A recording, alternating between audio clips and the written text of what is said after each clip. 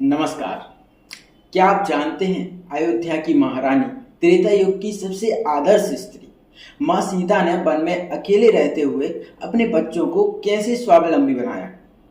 जब एक पत्नी, एक माँ और एक स्त्री का जीवन दुख और अपमान से घिर जाए, तब भी वह अपने साहस से कैसे इतिहास रचती है। इस कहानी में केवल सीता का त्याग नहीं है, बल्कि उनकी अदम्य शक्ति, संघर्ष और स्वाभिमान की प्रेरणा छिपी है। आज हम आपको बताएंगे वह करुण और प्रेरणादायक कथा जो सीता के संघर्षपूर्ण जीवन की हर भावना को आपके दिल तक पहुंचाएगी। तो जुड़े रहिए और जानिए कैसे मां सीता ने न केवल अपना जीवन जिया, बल्कि लवकुश को भी आत्मनिर्भर और धर्मनिष्ठ बनाया।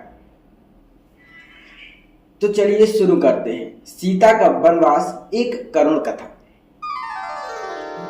जब अयोध्या में राम और सीता का राज्य अभिषेक हुआ तो राज्य में सब कुछ सुखद और शांत लग रहा था, लेकिन जनता के एक वर्ग ने सीता के चरित्र पर प्रश्न उठाया। धर्म और प्रजा के हित के लिए राजा राम ने सीता को छोड़ने का कठोर निर्णय लिया। यह एक पत्नी के लिए सबसे बड़ा आघात था।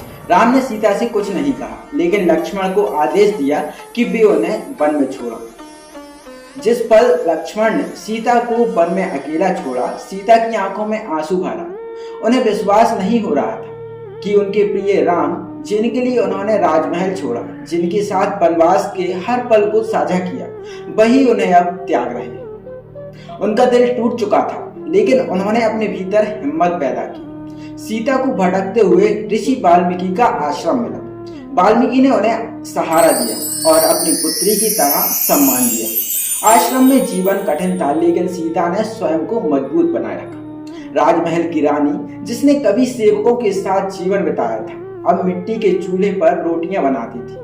वह खेतों में काम करती, आश्रम के अन्य कार्यों में मदद करती और हर काम अपने हाथों से करती। सीता ने लवकुश को पालने में कोई कसर नहीं छोड़ी। उन्होंने अपने बच्चों को हर वो शिक्षा दी जो एक आदर्श व्यक्ति को चाहिए। उन्होंने उन्हें शस्त्र विद्या सिखाई, धर्म और नीति का पाठ पढ़ाया और उन्हें स्वावलंबी बनाया। रात के सन्नाटे में सीता अक्सर आकाश की ओर देखकर अपने अतीत को याद करती। वे राम को याद कर रोती, लेकिन अपने बच्चों के लिए हर दर्द को सह लेती। सीता ने अपने बच्चों को केवल राजा का पुत्र बनने का गर्व नहीं दिया, बल्कि उन्हें सिखाया आत्मनिर्भरता ही सबसे बड़ी शक्ति है।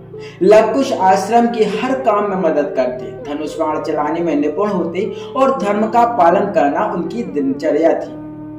लवकुश ने राम के अश्वमेध यज्ञ के घोड़े को रोका और पूरी सच्चाई सामने आई। तब राम ने सीता को वापस बुलाया, लेकिन सीता ने राम से कहा, प्रभु, मैंने हर कर्तव्य निभाया, अब मेरी परीक्षा खत्म होनी चाहिए। यदि मैंने जीवन भर धर्म का पालन किया है तो पृथ्वी माता मुझे अपने में संभाले।